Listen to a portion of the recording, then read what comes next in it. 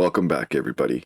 All right, so markets are down, government's coming in hard, taking out exchanges. This is not looking good. So Kraken paid 30 million and vowed to never reopen their staking again in the U.S. Like that's just crazy, man. And Binance is in the crosshairs with the DOJ for money laundering with another exchange in Hong Kong called Bitslato, something like that. And Gensler saying that everything is a security kind of puts Coinbase in the hairs as well.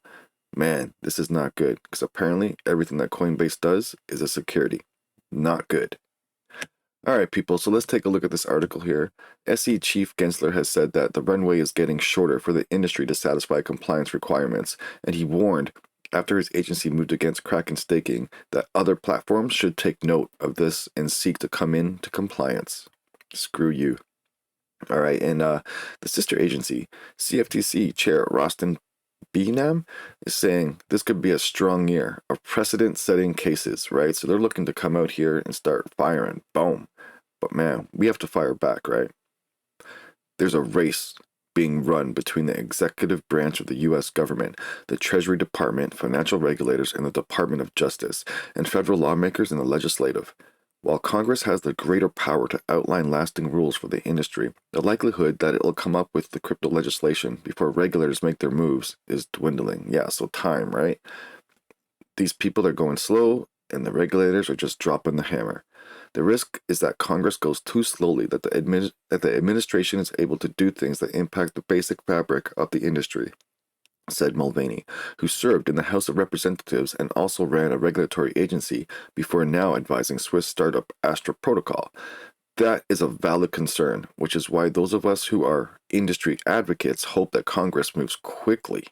Meanwhile, the inferno of FTX and some of the other crypto misdeeds are confirming some of people's darkest concerns about crypto and blockchain, he said, which further hinders the legislative process. However, he said it's not a capital offense for the industry, and the current drama shouldn't be terminal because FTX was about people taking and misusing money, not failings in the technology.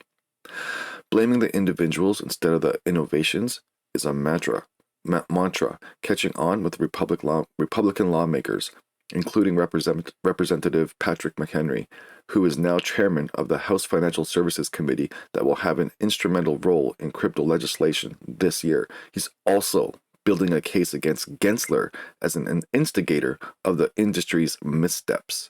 Gary Gensler's regulation through enforcement isn't protecting consumers, McHenry said as his committee got to work last week. Americans have lost billions of dollars in digital assets to bad actors on his watch. Damn, that's some pretty bold words, right? Gensler has never backed down from his simple claim that most of the industry is running afoul of securities laws, and most tokens meet the legal definitions of securities outlined in the so-called Howey test, which was made like 100 years ago. And the industry, in turn, has steadily maintained that he's asking them to sign up for a program that doesn't exist, right? So I don't know if you guys are aware of somebody called Reggie Middleton.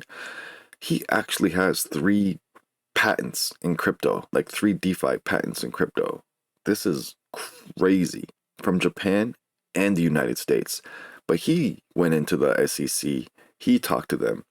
They said, oh, okay, this is great. Do this, do that. He did this, he did that. I assume, like they were working on the same page together. He goes out and starts to promote his business, trying to talk to companies, talk to exchanges. The SEC came in behind him and smashed it. Told these people not to take part in business with him, that there's trouble ahead for him. That's ridiculous. You're coming in there talking to them, and they're secretly plotting to destroy you and take everything you got. He had 100 million tokens. He had an ICO a few years back. Only 2 million tokens got bought, and they're on the open market. The SEC took 98 million of those tokens off the market. They just took it away from him, and they're holding it.